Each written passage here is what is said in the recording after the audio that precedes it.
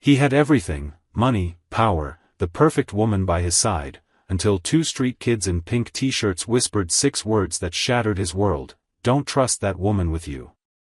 Andrew Carlyle was the kind of man who turned heads when he walked into a room. At only 36, he had built one of the most successful construction empires on the West Coast, headquartered in a sleek glass tower in downtown Los Angeles. Every inch of him spoke of control, from the tailored light brown suits he always wore to the careful way he listened before speaking.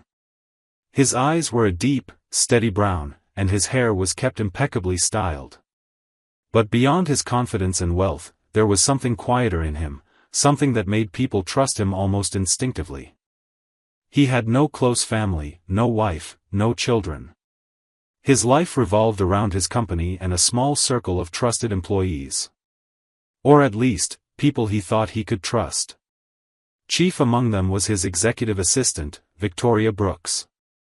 She had been by his side for nearly 4 years, climbing quickly from office intern to personal aide and, more recently, becoming his romantic partner. She was elegant, sharp, always knowing the right thing to say at meetings, and she had a kind of polished beauty that drew attention without demanding it.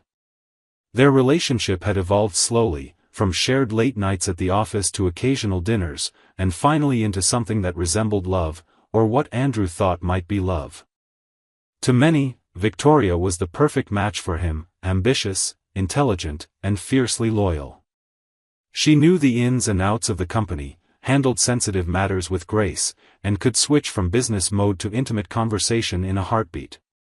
Andrew had come to rely on her, not only professionally but emotionally. For a man who had built everything himself, giving his heart to someone was a decision he did not make lightly. On a warm Thursday afternoon, they shared lunch on the office balcony, laughing over a private joke, as they overlooked the buzzing city below. From the outside, everything appeared flawless. But inside Andrew's mind, a quiet voice sometimes whispered that maybe things were too perfect. He always silenced it, telling himself he was just being cautious, the way he always had to be in business. After all, Victoria had never given him a real reason to doubt her. That evening, as the sun set behind the skyline and the building's reflection turned golden, Andrew finished the last of his emails and walked toward the elevators. The night was calm, the streets below glowing in amber hues. He had no idea that within the next 24 hours, his entire perception of trust would be shattered, not by a boardroom betrayal, not by a rival corporation, but by 2 little girls in pink t-shirts. As Andrew stepped out of the building's lobby that evening, the warm dusk air met him like a quiet exhale. The sky was still streaked with faded orange and soft lavender, the last remnants of the setting sun lingering above the skyline. He loosened his tie slightly, more out of habit than discomfort, and walked toward the circular fountain in front of the tower. The fountain was a quiet place, tucked away from the rush of downtown traffic, a rare corner of peace in the city's chaos.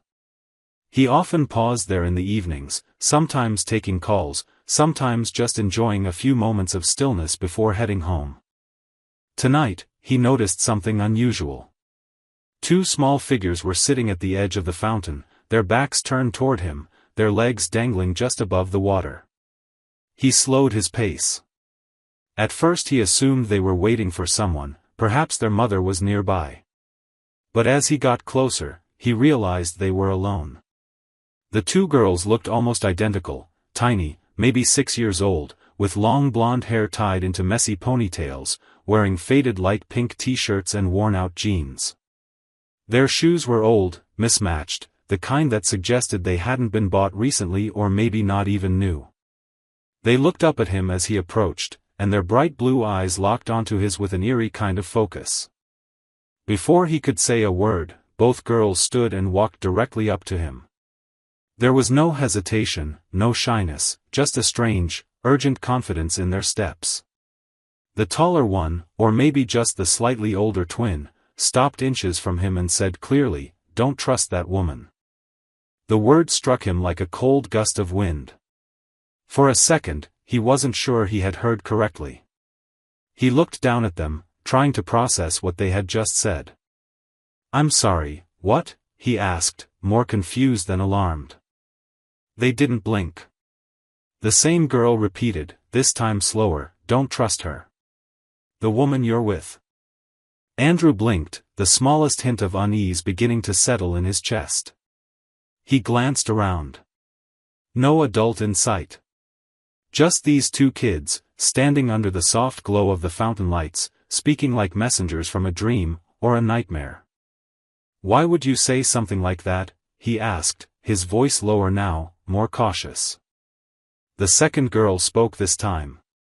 Because we see things. We live right over there. She pointed across the street to a half-abandoned parking structure, the kind city planners had long forgotten. We watch people. And we've seen her. First, she was with you. The first girl continued, without missing a beat. Then she was with another man. A man with glasses. Tall.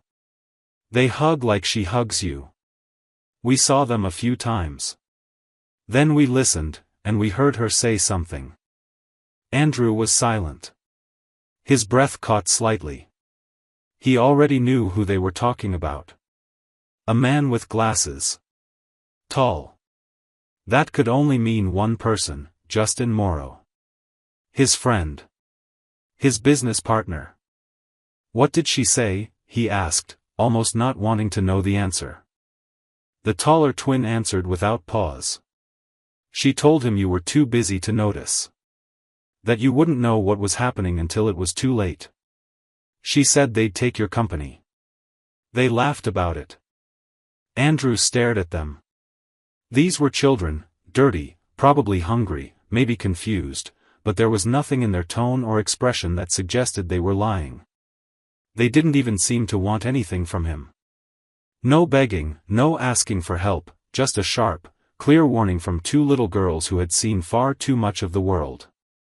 You were watching us? He asked quietly. No, one of them said, shaking her head. We weren't trying to. But when you live outside, you see everything. You see what's real. The word struck deeper than he expected. He looked at them again, really looked this time. The tired eyes, the way they stood close together like they were each other's only protection, the quiet seriousness in their voices, it all painted a picture no child should ever have to live in. He felt something shift inside him. A kind of quiet dread. A recognition. And something else too, respect. He knelt down slightly, trying to look them both in the eyes at their level. What are your names? He asked. The girls hesitated, then answered in unison. Lily. Sophie. He nodded slowly, their names now etched into his memory. He didn't know yet what he was going to do with what they told him, but he knew this much, he couldn't ignore it. Not the warning. Not the girls. Not the strange pull in his gut that told him this moment was about to change everything. The ride home that night was a blur for Andrew. He sat in the back of his black town car, his eyes fixed on the passing lights of the city, but his mind was locked in the voices of the two little girls. Lily and Sophie. Their words echoed again and again, don't trust her. Every syllable had carried weight, more than he thought possible coming from 6-year-olds. He tried to dismiss it at first, tried to remind himself that children sometimes misunderstand what they see. But the certainty in their eyes and the consistency in their story made that impossible. They hadn't stuttered. They hadn't searched for words. They had delivered the truth as simply as if they were telling him what they had for breakfast. That night, he barely slept. His penthouse was quiet, the kind of silent that echoed in the bones. He walked from room to room, not even turning on the lights, letting the dim city glow cast long shadows on the walls. He replayed conversations with Victoria, watched them in his head like clips from an old film. Her compliments, her careful attention to his schedule, her warmth in private moments, all of it had felt real. And maybe it was. But now, there was a doubt, and it was like a hairline crack across glass, barely visible at first, but destined to spread. By the next morning, the doubt had grown into something closer to suspicion. Andrew was not the type of man who acted on emotion without evidence. He had built his company by being analytical, by spotting threats early and neutralizing them with precision. And so, he did what he knew how to do, he started observing. Quietly. From a distance. Without telling anyone. He reached out to Daniel, his most discreet security advisor, someone who had once worked intelligence before moving into private corporate work. Andrew gave him one simple instruction: watch Victoria, but don't let her know she's being watched. Look into her recent movements, her meetings outside of work, her communications, discreetly, legally. Daniel didn't ask questions. He simply nodded and got to work. In the meantime, Andrew began paying closer attention at the office. He noticed small things he hadn't before. Victoria's frequent texts during meetings, her occasional disappearances for quick errands, the way her tone changed slightly whenever Justin's name came up in conversation. None of it was damning on its own, but together, it began to form a picture that unsettled him. A week passed. Then another. Daniel returned with findings. What he uncovered wasn't dramatic at first, mostly patterns. Victoria had met with Justin Morrow 4 times in the last 3 weeks, all outside the office, all unaccounted for in her calendar. One meeting was in a hotel lounge on the west side of town. Another was a lunch in Beverly Hills where they entered the restaurant separately but left together. The third meeting, however, was the one that made Andrew's stomach turn. It was footage. Grainy, from a nearby traffic camera, but clear enough. Victoria stepping out of a black sedan. Justin already waiting. They didn't shake hands. They embraced. It wasn't a professional hug. It was long, familiar. Her hand had rested gently on the back of his neck the way she did with Andrew. She whispered something into Justin's ear, and he laughed. Then they walked away together. Andrew stared at the footage in silence. He asked Daniel to replay it. Then again. He didn't speak for nearly a minute after the screen went dark. All the noise in his mind seemed to evaporate. There it was. The crack in the glass had spread wide open. But even then, he didn't allow himself to feel anger. Not yet. He still needed one thing more, proof that this went beyond betrayal of the heart. Proof that it was also a threat to the company. He ordered Daniel to follow the money. Emails. Hidden accounts. Shell companies. Anything that might suggest collusion or a plan to take control of the business. While Daniel dug deeper, Andrew kept up appearances. He went to dinner with Victoria twice, even kissed her goodnight at the door of her apartment. Each time, he studied her expression, her movements, wondering how much of what she showed him was real and how much was performance. It was on a Friday afternoon when Daniel finally returned with a flash drive and a grim expression. He handed it to Andrew without speaking.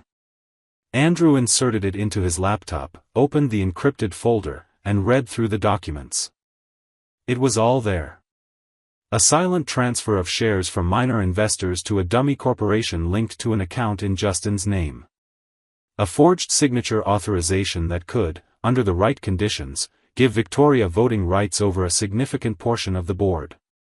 An email draft, never sent, but saved, outlining a plan to claim that Andrew was mentally unfit to lead due to increasing emotional instability, citing personal losses and erratic behavior.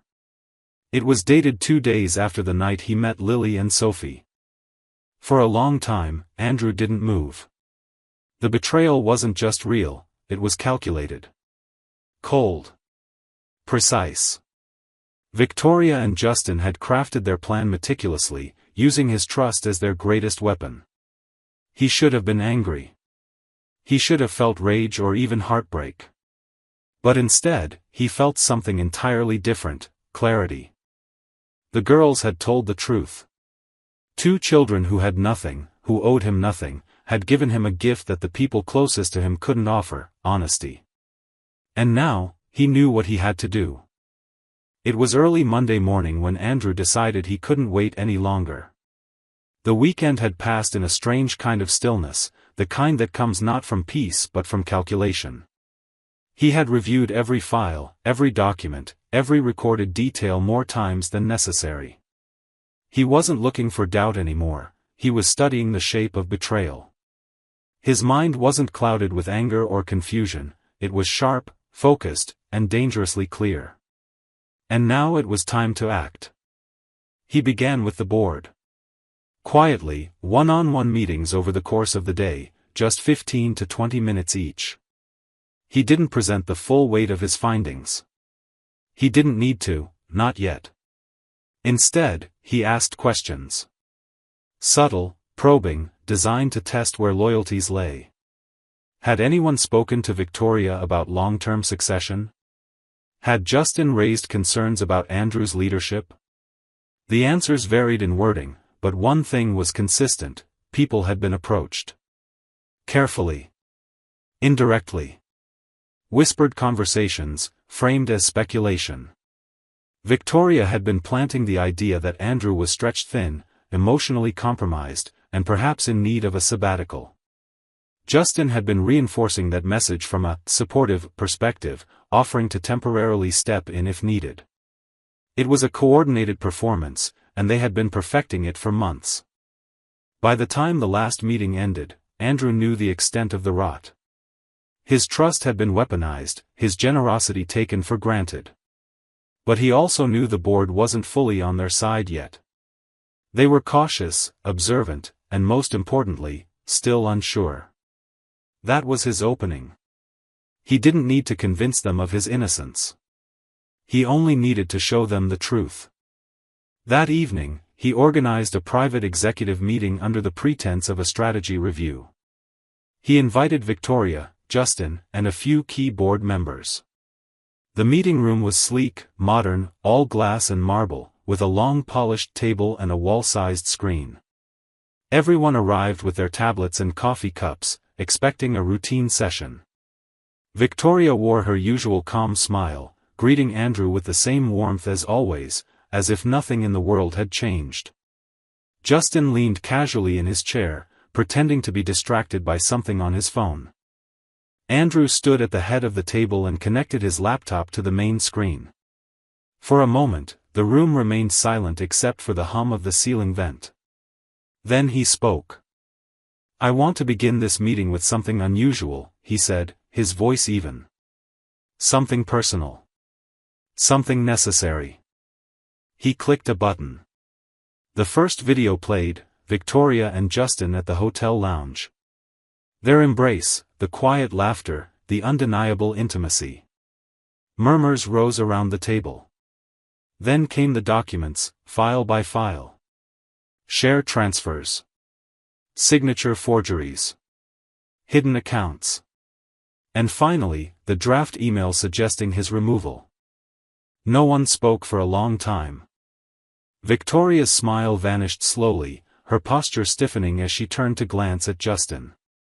He looked pale, his fingers twitching slightly. Andrew remained quiet, letting the evidence speak for itself. When the last slide faded into black, he turned off the screen. "I trusted both of you," he said, his voice low but steady. "You had every opportunity to be part of something lasting. Instead, you chose deception. You built a plan to take everything I built, not through innovation, not through effort, but through manipulation." He turned to the board members in the room. "You deserve transparency. That's what I've always promised. Now you know the truth." The board was stunned but not indecisive. Questions followed, sharp and urgent. Victoria tried to defend herself, claimed misunderstanding, insisted the documents were out of context. Justin remained mostly silent, except for a few feeble attempts to suggest it was all a strategic misunderstanding. But it was too late. The damage was done. Within 48 hours, both were suspended pending legal review. The company's legal team launched a full internal audit, confirming everything Andrew had presented. By the end of the week, Victoria and Justin were officially terminated, and civil charges were filed. Their reputations, once polished and formidable, crumbled almost overnight. Andrew didn't celebrate. He didn't feel triumphant. There was only a sense of relief, like a storm had passed and left him standing. He had avoided catastrophe not because of a system or an advisor, but because two children who owed him nothing had spoken the truth. He couldn't stop thinking about them, Lily and Sophie, two little girls in pink shirts, living in the shadows, who had risked approaching a stranger just to do the right thing. And now that the storm had passed, he knew what his next step had to be. They had saved him. Now, he would find a way to save them. The following days were quieter than Andrew had anticipated. There were no more late-night strategy calls, no whispered conspiracies hidden behind closed office doors. The air in the building felt different, cleaner, still cautious but undeniably lighter. Employees who had once been wary around Victoria and Justin now walked with less tension, as if an invisible weight had lifted. But for Andrew, the aftermath was far from peaceful. He had won, yes, but the victory felt hollow. He had protected the company, preserved his position, and exposed the betrayal that could have destroyed everything he'd built. And yet, none of that changed the fact that it had all been so close to unraveling, right in front of him, and he hadn't seen it. He couldn't stop thinking about how blind he had been. It wasn't just about the business. He had let someone into his personal life, into the most private parts of his world, and that person had used him, not only to further her ambitions but to attempt to steal the very foundation of his identity. Andrew had always prided himself on being a good judge of character. That belief, once unshakable, had been thoroughly dismantled. It wasn't just his company they had tried to take. They had chipped away at his sense of self-worth, at the delicate core of who he was when no one else was watching. But through all of it, his thoughts kept returning to Lily and Sophie. The image of them standing near the fountain was burned into his memory like a vivid dream. He could still hear their voices, soft but certain, telling him not to trust the woman he believed he loved. They had no reason to speak to him that day, no incentive, no promise of reward, yet they had told him the truth with the clarity and fearlessness most adults never dared to show. He had to find them. Not because he felt obligated, but because he couldn't shake the feeling that they had appeared in his life for a reason. They had saved him. Now it was his turn to offer something in return. He reached out to his security team, not with an order, but with a request. He described the girls in detail, gave the estimated location where he had seen them, and asked them to start looking quietly. He didn't want them scared or forced into anything. He simply wanted to find them, to know they were safe, and maybe, just maybe, to offer them something more. Days passed. Then a week. His team combed the surrounding neighborhoods, asked gentle questions at shelters and community centers, spoke with local shopkeepers and residents. Most people hadn't seen anyone matching the girl's description. A few said they'd seen twins near an old van parked behind an abandoned gas station on the edge of town. When Andrew arrived there in person, he wasn't sure what to expect. The area was quiet, lined with cracked pavement and overgrown weeds. The gas station had long been boarded up, graffiti covering most of its exterior walls. But tucked behind it, half hidden by a broken chain-link fence, was a battered white van with a blue tarp stretched over part of the roof. It looked empty at first glance, but when he stepped closer, he noticed a small curtain move behind one of the windows. He called out softly, using their names. Lily? Sophie? It's Andrew. The man from the fountain. There was a pause. Then, slowly, the door creaked open. Lily peeked out first, her eyes cautious but sharp. Behind her, Sophie clutched a worn blanket. They didn't speak right away. They didn't run, but they didn't smile either. Andrew knelt a few feet away, keeping his tone gentle. I'm not here to scare you. I just wanted to say thank you. You helped me more than you know. And I thought maybe I could help you now. They exchanged glances. Sophie looked unsure, but Lily stepped forward. We don't want to go to a shelter, she said firmly. Andrew nodded. I understand. That's not what I'm offering. I'm offering something better. Somewhere safe. A real bed. Food every day. School. A place to be kids. You won't owe me anything. You already saved me. He didn't try to persuade them beyond that. He gave them space. He gave them time. Over the next few days, he returned regularly, never with a team, never with pressure. Just himself, bringing small things. Sandwiches. Warm socks. A drawing pad and markers. Slowly, the girls began to open up. He learned that their mother had passed away 2 years ago and their father had disappeared shortly after. They had survived by watching the world carefully, relying on their instincts, and on each other. Eventually, Lily asked the question he'd been waiting for. Where would we go? If we said yes? Andrew smiled for the first time in what felt like weeks. I have a place. It's quiet, big enough for 2 brave girls. And if you like it, it can be yours as long as you want. Not as charity. As a new chapter. And so, the process began. He hired a social worker and a private tutor, brought in legal guardianship professionals, and worked with the courts to ensure everything was done properly. Lily and Sophie moved into a guest house on his property at first, then slowly, over time, into his home itself. What started as an act of gratitude grew into something he hadn't expected: family. For the first time in years, the house felt alive. There were footsteps running down hallways, laughter echoing from the kitchen, drawings taped to the refrigerator. The emptiness that had once filled every room was gone. And through it all, Andrew healed. Not all at once, not dramatically, but steadily. He learned that sometimes, when everything falls apart, it makes room for something better to grow. Months passed, and the transformation inside Andrew's home was both subtle and profound. The once sterile halls of his glass and steel mansion now echoed with the quiet rhythm of daily life. Shoes were left by the front door, mismatched socks appeared in the laundry, and the sound of cartoons drifted from the living room every Saturday morning. The girls, Lily and Sophie, were no longer the wary streetwise children who had approached him near the fountain with guarded eyes and guarded hearts. Though the past still lingered in the way they hesitated when meeting new people or how they instinctively watched every exit in a room, they had begun to let go of their constant vigilance.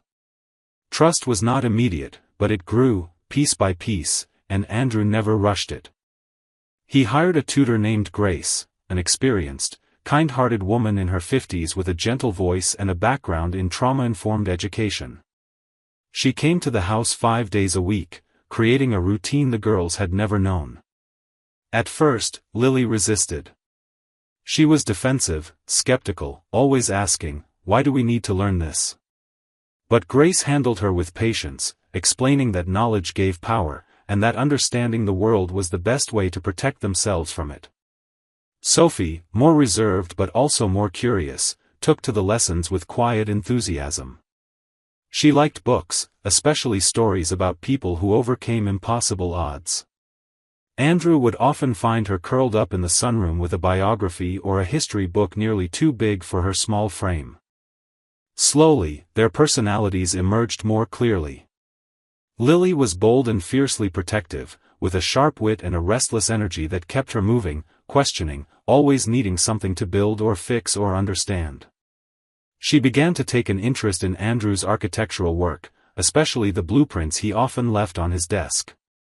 One afternoon, she asked if she could try designing her own building, and when he gave her permission, she spent hours drawing a 2-story house with bedrooms for people who don't have anywhere else to go. Sophie, on the other hand, had a calm steadiness to her. She paid attention to everything and noticed small details that others missed. She once pointed out a loophole in one of Andrew's old contracts just by reading over his shoulder. When he asked how she had spotted it, she shrugged and said, "It just didn't seem fair."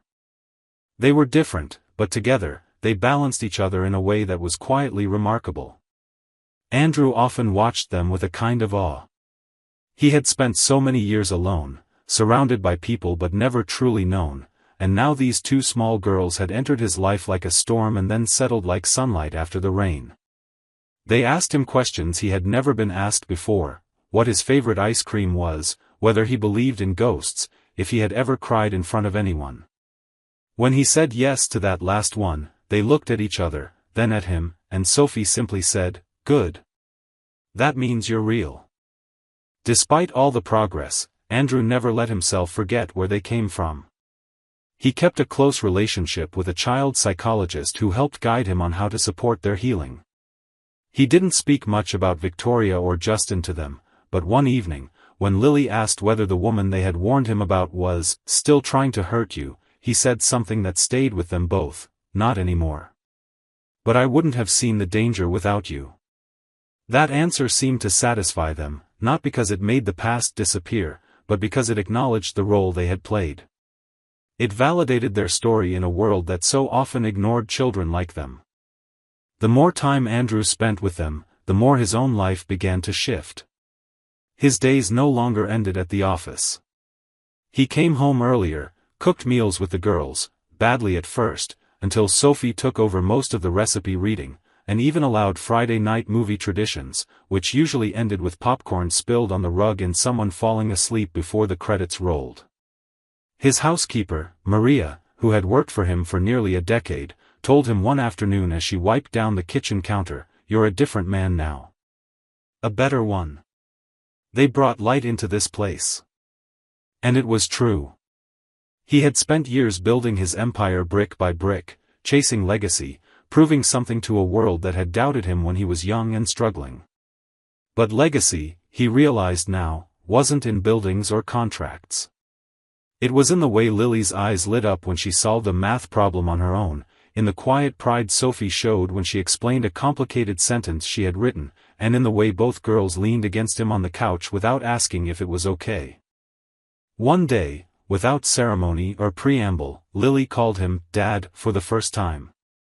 It happened in the middle of a conversation about fixing a broken light fixture. She said, "Dad, do you think I could try to fix it myself?" And Andrew froze, the wrench in his hand halfway to the table. He didn't correct her. He didn't want to make it into a moment. He just said, "Yeah. I think you can." That night, he stood in the doorway of their room long after they had fallen asleep, the soft sound of their breathing the most comforting thing he had ever heard. He didn't know what the future would hold, but for the first time in a long while, he didn't feel the need to plan every detail. He no longer feared vulnerability. It had led him to something better than control. It had led him home. Spring arrived quietly, the way it always did in Los Angeles, without the dramatic thaw of snow or the sudden bloom of forgotten flowers. But something about the air felt different to Andrew this year. It was lighter, almost hopeful. The gray tones of the past seemed to fade just slightly, making room for new beginnings. Lily and Sophie were thriving, no longer just surviving.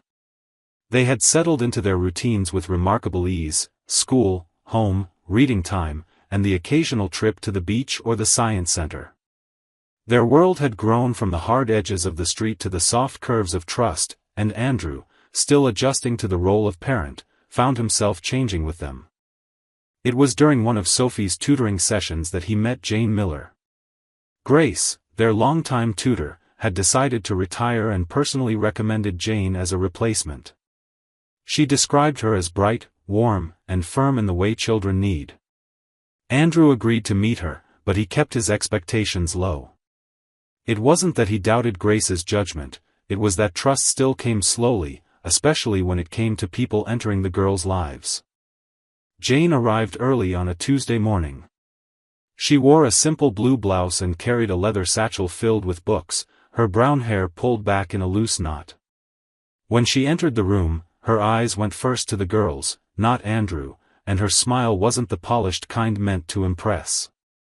It was the genuine, unforced smile of someone who liked children and saw them as people, not projects. Lily was immediately skeptical, sitting with her arms crossed, while Sophie observed silently, as she always did.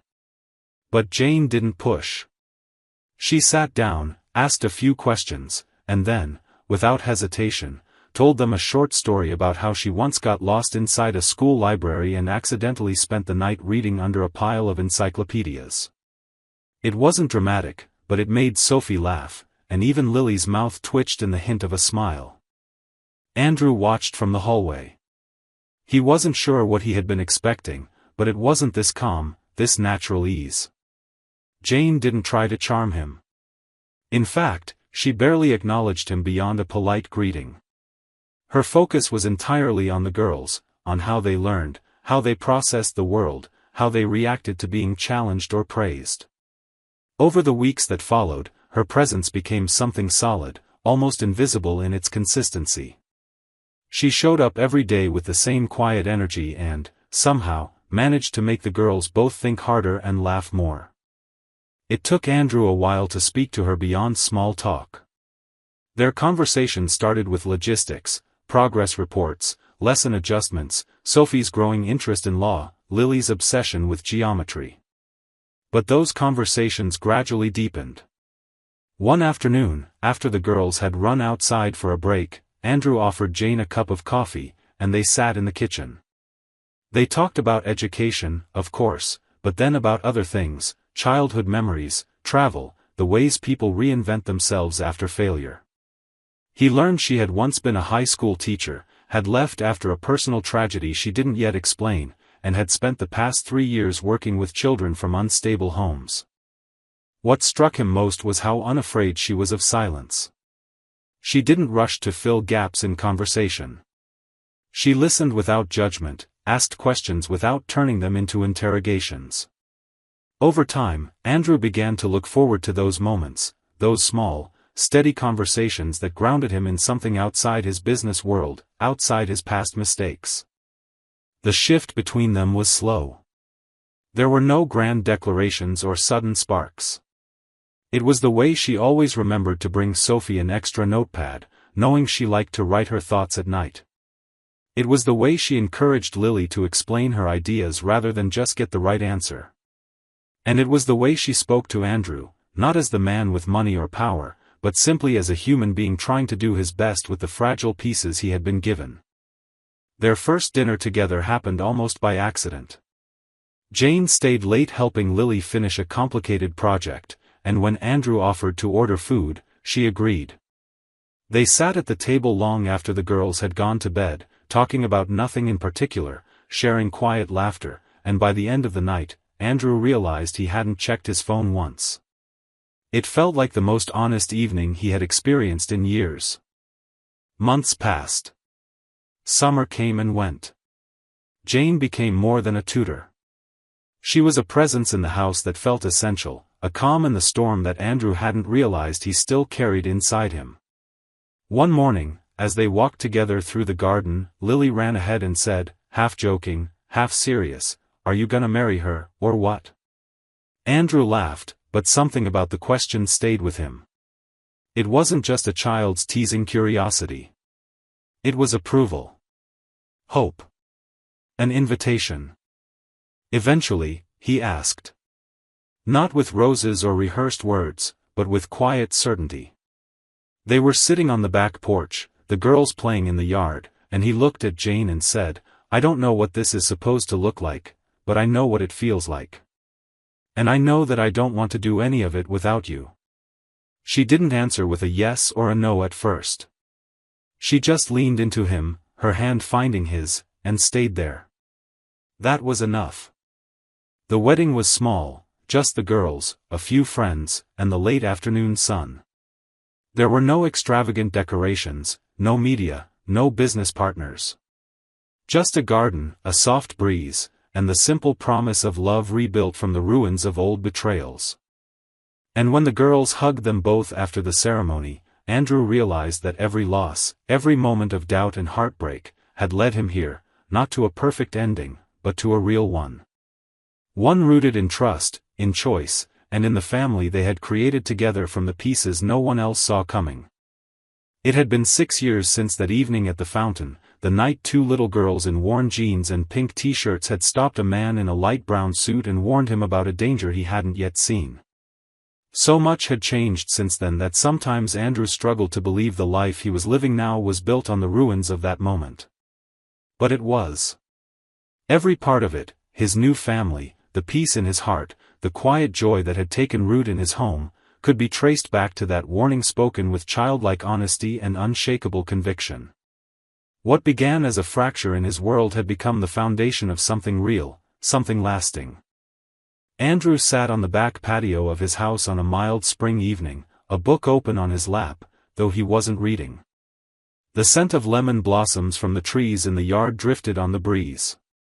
In the distance, he could hear the soft sound of a piano, Sophie practicing for an upcoming recital. She had insisted on teaching herself Beethoven after falling in love with classical music the year before. Her dedication reminded him of himself at that age, driven, focused, unwilling to do anything halfway, but her reasons were different. She wasn't chasing approval. She was chasing understanding.